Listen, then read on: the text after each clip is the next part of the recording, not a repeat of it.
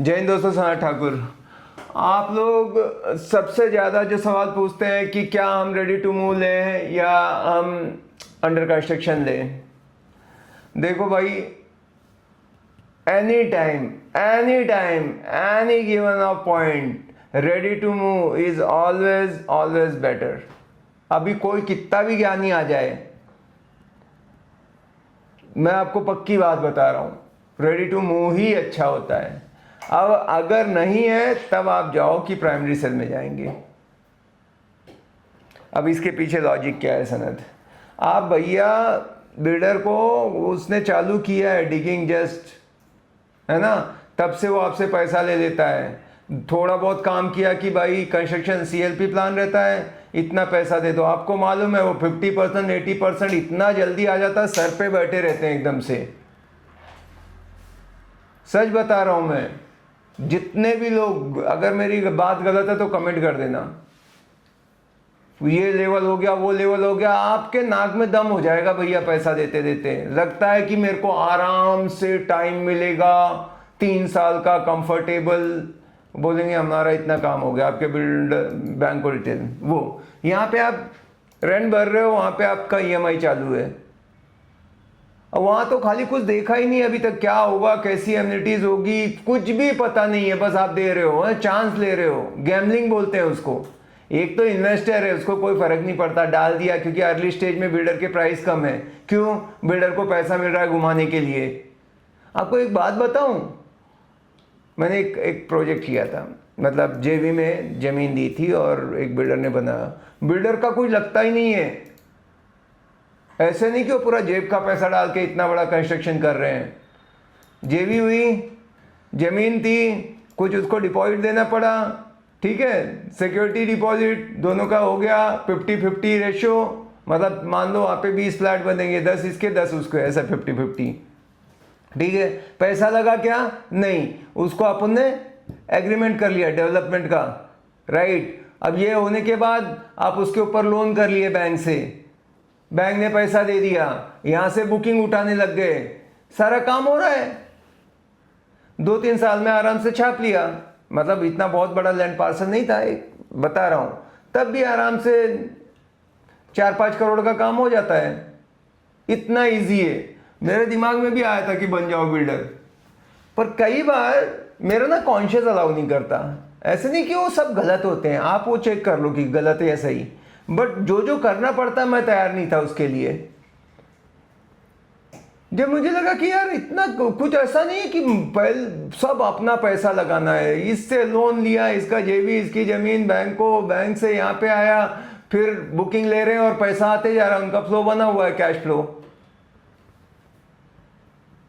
हाँ, खाली क्या लगा कि अच्छा प्लान सैंक्शन करने के लिए कौन है कॉर्पोरेशन में, ये अपने को दिला देगा, कितना FSI मिलेगा, वो पूरा कैलकुलेशन रहता है, कंस्ट्रक्शन कॉस्ट कितना आएगा, और ये सब करके इतना बना दिया पैसा।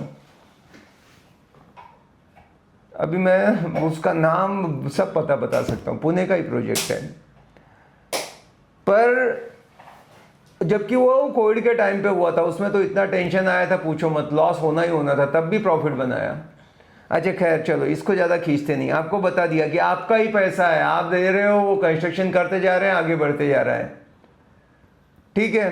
तो रेडी टू मूव बेटर है। डिले होना एकदम एब्सोल्युटली नॉर्मल है, होता ही है। रेरा आ गया है, फिर भी आपको मालूम है कि जो वो कैसा ऐसा टाइम रहेगा। अभी लॉन्च किया, हाँ 2 साल के अंदर, हमारा तो इतना फास्ट काम है, आपको पोजीशन दे देंगे। उससे बोलो एज पर रेरा, तो वो बताएगा और 2 साल का टाइम है। एज पर रेरा ये है तो वही समझेंगे जो हम एज पर रेरा है। फिर उसमें भी इफ एंड बट रहते हैं, दुनिया भर के चांसेस रहते हैं। खैर, उसके बाद मैं रेडी टू मूव में देख सकता हूँ कि क्या लेने जा रहा हूँ, क्या है आजू बाजू में, मेरे कौन रहता है, क्या व्यू आने वाला है, सब काम कर रहा है क्या नहीं, सोसाइटी वेल मेंटेन्ड है क्या नहीं।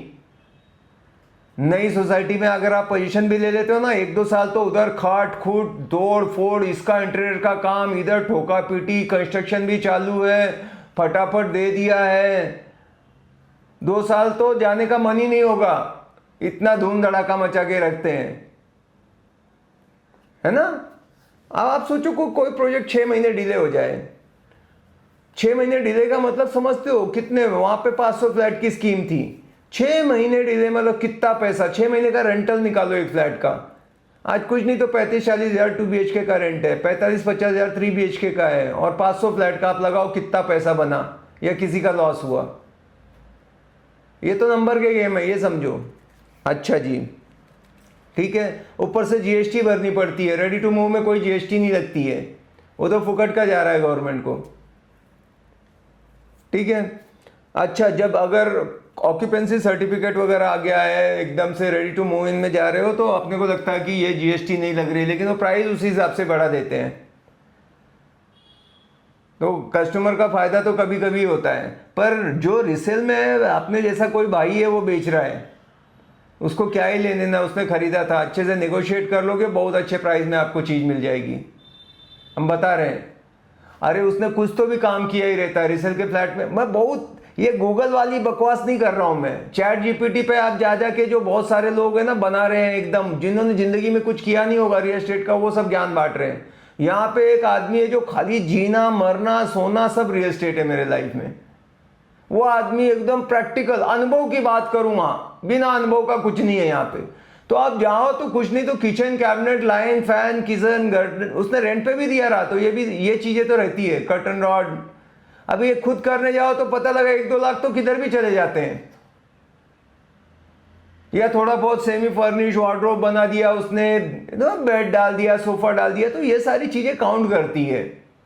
अपने को स्क्रैप के भाव में मिल जाती है जब लेने जाते हैं, आप उन काउंट भी नहीं करते उनको, बोलते ये तो हमको पसंद नहीं है, ये कलर, ये ऐसा, अपना टेस्ट अलग है, तो वो भी अपने को मिल जाता है, कुछ तो एडवांटेज रहता है, ठीक है। और वहाँ पे डिपेंड करता है, खाली रिसेल में थोड़ा नेगोशिएशन स्किल हो, थोड़ा सा आप पेशेंस रखो, क्यों वो सामने वाला उतना अच्छे से बता नहीं पा रहा है, जो बेचना चाहता है ना, उसके पास कोई मार्केटिंग वाला नहीं है रिसेल वाले के पास। यहाँ पे एकदम सब वेल क्वालिफाइड, जो सेल्स में एकदम टॉपर लोग हैं ना, वो लोग बिठा के रखे हुए हैं, वैसे ही को हायर करते हैं ना। वो गंजे को कंगी बेचने वाली बात, वो कैसे बेचोगे गंजे को कंगी, पहले तेल देंगे उसको बाल आने देंगे, फिर कंगी बेचेंगे। तो वो लोग बैठे हुए हैं, वो माहौल वैसा बना के रखते हैं। सिंपल फ्लैट जाके देखो, 5 स्टार दिखेगा, जब आपको पोजीशन मिलता है, डिलीवरी देखो, वो 2-3 स्टार का होता है। हम क्या देख रहे हैं, तो एडवर्टाइज था, एक बार एडवर्टाइज पे आया था हमको कि एक आदमी बहुत काम वाम अच्छे बुरे सब बराबर करता है, जाता है ऊपर उसका चेक करते हैं, पूरा चित्रगुप्त देखते हैं कि इसका दोनों बराबर है, 50-50, तो इसको स्वर्ग में बेचे हैं नर्क में, तो बोलते हैं इससे चॉइस पूछ लो। तो उसको पूछते हैं कि बताओ आप कहाँ जाना पसंद करोगे महाशय। ये बोलता है, ये शाना आदमी बोलता है कि मेरे को दोनों देखना है, स्वर्ग भी दिखाओ नर्क भी दिखाओ, जो पसंद आएगा जाऊँगा। अभी चॉइस दे दी है तो दे दी है, तो इसको पहले दिखाते हैं सर, नर्क दिखाते हैं। नर्क दिखाते हैं तो उधर तो नाच गाना, पार्टी शार्टी, धिंगाना, माहौल एकदम पुणे वाला। अरे बोला ये तो सही है नरक। उसके बाद स्वर्ग भी दिखाओ। स्वर्ग में गए तो हम महात्मा जी बैठे हुए, पक्षी उड़ रहे हैं, झरने बह रहे हैं, ठंडी हवा चल रही है, ये कोई जिंदगी है क्या? अपन जहाँ से आए वो तो नरक में मिला था अपने को। बोलता हमको नरक में डाला जाए। बोलते हैं सोच लो एक बार अगर डाल दिया आपको वापस नहीं आ सकते। बोलता है कि कोई नहीं, एकदम क्लियर है मेरा फाइनल डिसीजन। डाल देते नरक में। नरक में डालते तो खूब कुटाई होती है, इनको खूब रगड़ा मिलता है और चिल्लाता है भाई हमको दिखाया तो कुछ और था, पूरा माहौल था वो टाइम, ये अभी तो ये कुछ ज़्यादा ही हो रहा है। तो उसको बोलता है कि अभी वापस जाने के लिए बोलता तो जाने नहीं देंगे। बोलता भाई साहब बता तो दो जो दिखाया था वो क्या था। बोला जो दिखाया था वो हमारा एडवर्टाइजमेंट था नरक का। तो एडवर्टाइज के चक्कर में नहीं जाने का, अपना अक्ल लगाओ। तो पहले तो वो है। अच्छा चलो अब नहीं है, क्योंकि रोना क्या है, इन्वेंट्री नहीं मिलती उतना।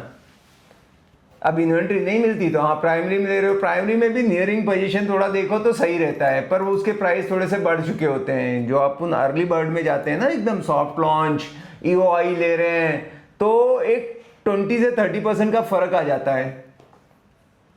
तो वो अभी डिपेंड करता है कौन से स्टेज पे क्या है। बट अगेन आपका अर्जेंसी क्या है, कब से आपको मूव करना है, वो सब देखना पड़ेगा।